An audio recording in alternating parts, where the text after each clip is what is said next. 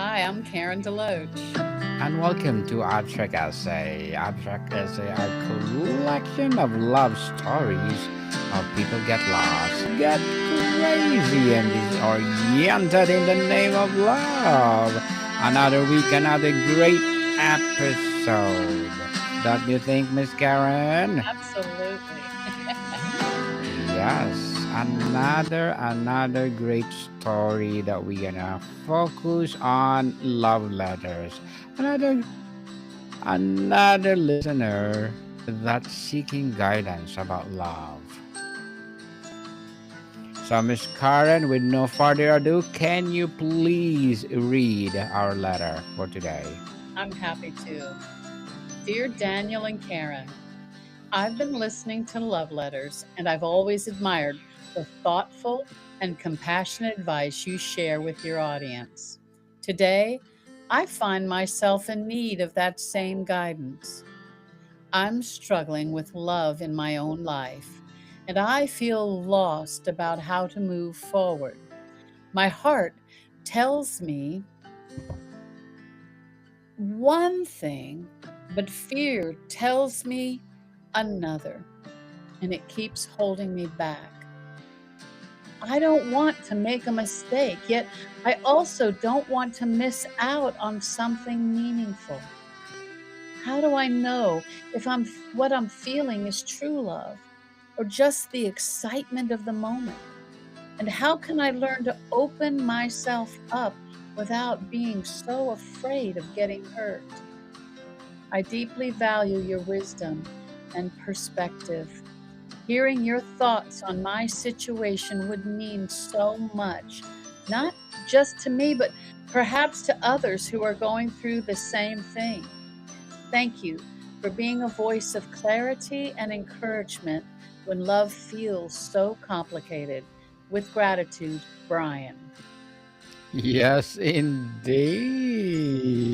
Love for sure. Sometimes something messy, but through the help of others, we clarify what's the meaning of true love. And Yes, it's true. yes, true. Thank you so much for that letter, Brian, and trusting us with something so personal. Love often feels like most beautiful yet confusing part of life. And it's completely normal to feel torn between hope and fear. What is you're experiencing is not a weakness. It is a sign of someone who values connection deeply. The fact that you are asking these questions shows courage and genuine desire for clarity. Remember, love is a journey, and asking for help is an important step on the path. Wow, that is a very good and wise answer, Daniel. Beautifully said.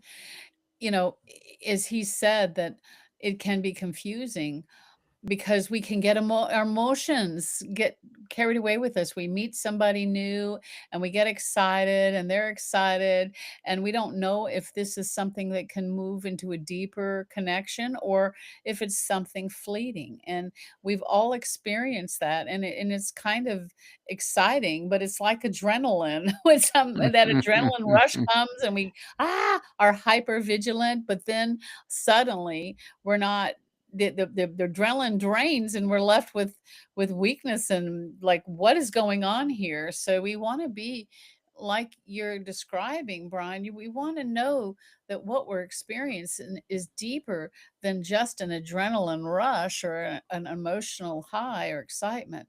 And that shows, from a man, a true heart of wanting to know love for real. And of course, the perspective that Daniel and I both share uh, is that love is from God. God is love. And consequently, what you're seeking isn't just a physical excitement, it's a deeper soul connection that is more meaningful and lasting than just an emotional rush, okay? So I hear that. I hear that in your questions, Brian. And that's what can get confusing because emotions can be very loud and they can take our attention and leave us not really understanding what the truth is. And there are things that there are practical steps that you can make as you're entering into a new relationship or one that you want to know if it's going to go deeper. And I think seeking God is a good way to start, the author of love. But one of the things that I think makes a difference as someone who's been married a very long time is that love is also sacrificial, that there is a place in your heart where it's not just about what that other person does for you, but what do you do for the other person? Is there a desire in your heart to see their good, to see their joy, to see their happiness matter as much or more than your own? Is their welfare raised up in your heart as being something that you really, really care about? Because love is something that we don't just feel, but do. Would you agree, Daniel? Yes, indeed. And one way to begin untangling your feelings is to listen closely to how love makes you feel in your daily life. True love is not just about butterflies or excitement, it also feels safe, steady, and supportive. If your connection gives you space to be fully yourself, to share your vulnerabilities without fear, that's strong signs of something real. Infatuation, on the other hand, often fades when challenges arise. Ask yourself, does this person make you feel seen and valued? Even ordinary moments. That's good. That's really good. And also, as Daniel's bringing that up, when there's conflict, how do you do as a couple with conflict resolution? Because conflicts are always going to rise up in every situation, in every family, and every couple. There's times when you disagree, times when you don't see things the same way. How do you go about resolving it makes a huge difference. Does one person get angry and scream? Does the other person pout and withdraw?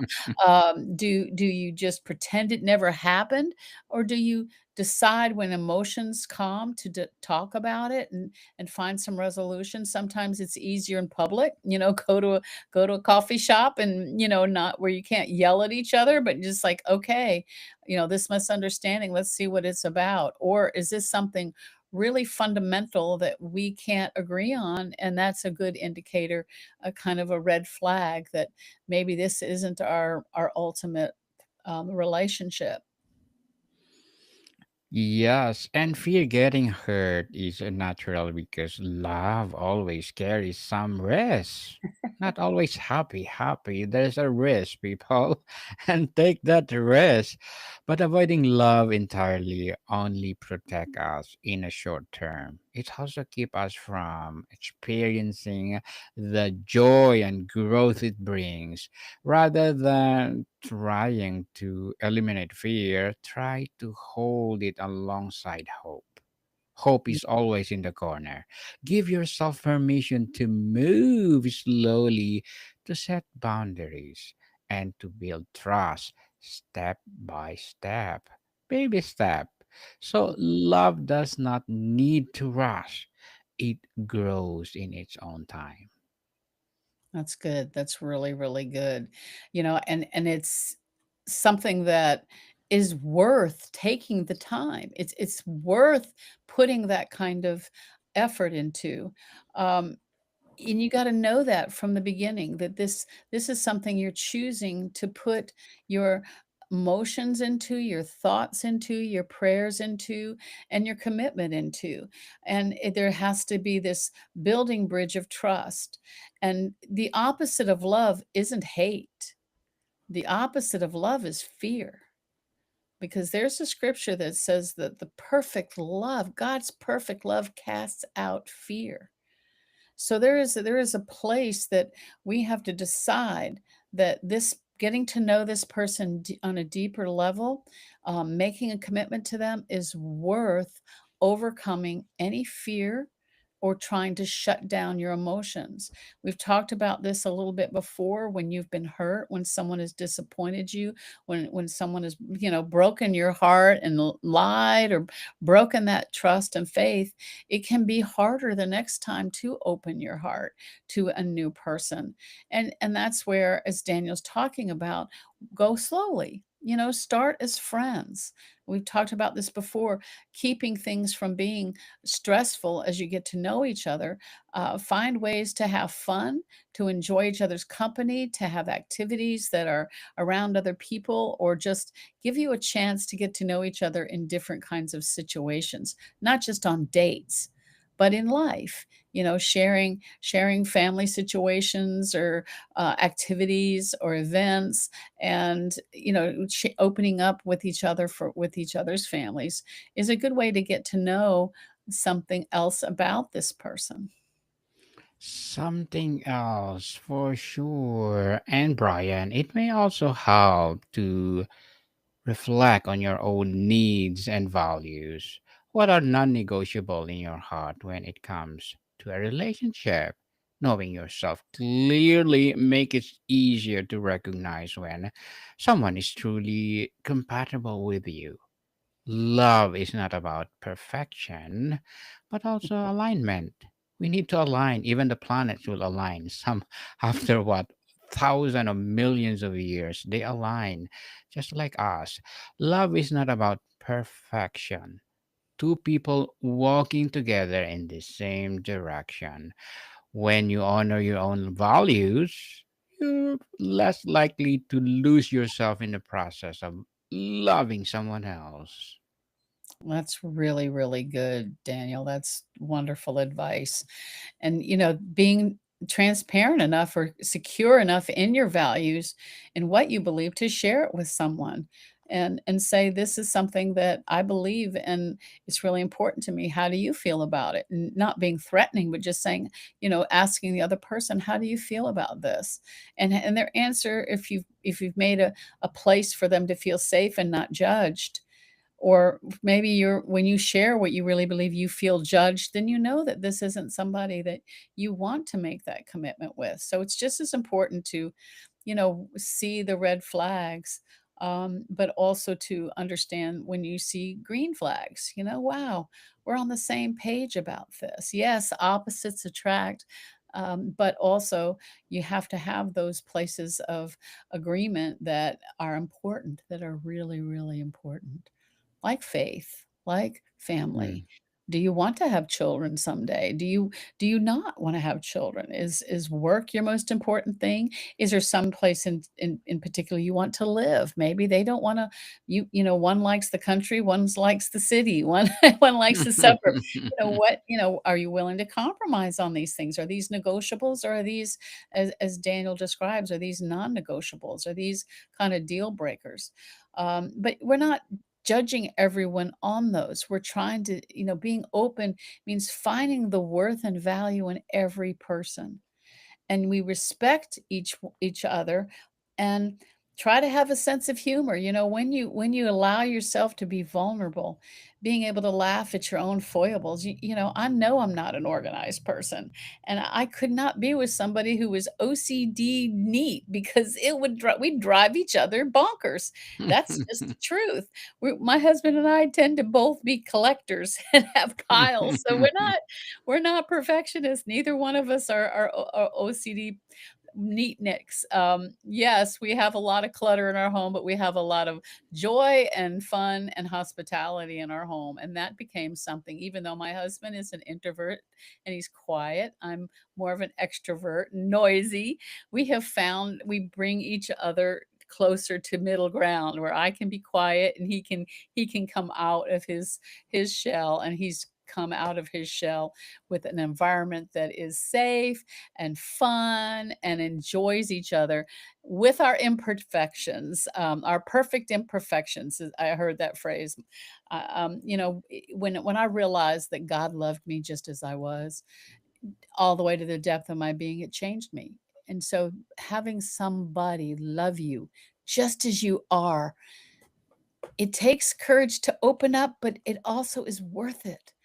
Because if they can accept you, good, bad, and the ugly, then this is somebody you can truly build a life with, and you'll learn to laugh with each other, not at each other, but with each other over it. What do you think, Daniel? It's worth it. Yes, Brian finally remembered that no matter the outcome, choosing to love is never wasted. Even if the relationship does not last, love teaches us resilience, compassion, and deeper understanding of ourselves. Every experience adds to your strength and prepares you for the right connection when it comes. Just learn from your mistake.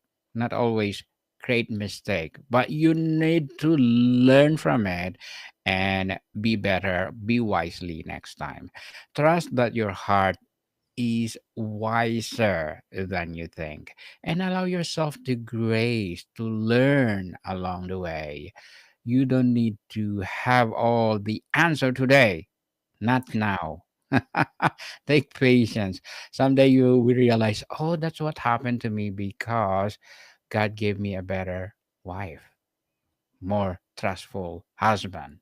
So please, the process is slow, but make sure that for sure God give you the right person, the right people around you to have this amazing love.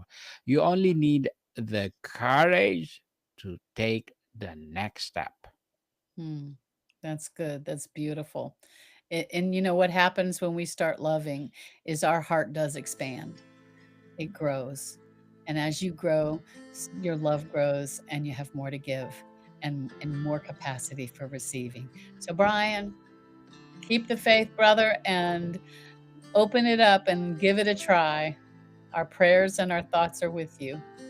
Yes. And people, we are inviting you to our baby podcast, Bible verses 101, which is coming after this, and we will publish it soon. Our 10 episodes. So please support us, Bible verses 101. So, Miss Karen, would you like to plug in something?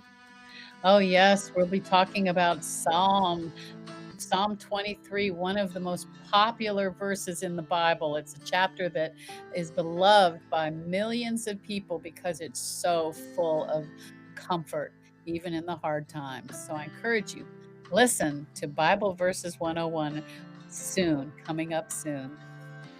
Coming up soon. Yes. Mr. Brian, again, thank you so much for your letter and hoping we give you the best answer of your questions. So, Miss Karen, thank you so much for your time. God bless you, one and all. More to come, people. See you soon.